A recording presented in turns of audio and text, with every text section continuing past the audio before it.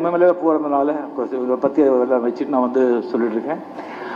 அந்த இமயமலையில் வந்து நீங்கள் போகும்போது எத்தனையோ சீக்ரெட்ஸ், த டிவைன் சீக்ரெட்ஸ் இன்னும் அடங்கி கிடக்கு. அது இன்னும் வெளியே தெரியல, இன்னும் வெளியே வரல. அதெல்லாம் அது வந்து இந்த மாதிரி மகாவதார பாபாஜி அப்போ நினைச்சு இது வந்து கிரியாதிசிங்கள் பெரிய பெரிய சித்தர்கள் யோகிகள் இமயமலையில வந்து செஞ்சுட்டு இருக்கிறது, கோயில செஞ்சுட்டு இருந்த அந்த ஒரு டெக்னிக் அதை ஈவன் ஜனங்க மத்தியிலையும் சர்வ சாதாரண சம்சாரிகளுக்கும் சாதாரண மனுஷங்களுக்கும் அது போய் சேரணுங்கிறதுக்காகவே மகாவதார பாபாஜி வந்து அது லஹரி மகர்ஷி ஒரு சம்சாரி, அவர்கிட்ட வந்துட்டு இதை போய் அவர் சொல்லிட்டு இது எல்லாருக்கும் போய் சேரணும்னு சொல்லி சொன்ன டெக்னிக், மெடிடேஷன் டெக்னிக்.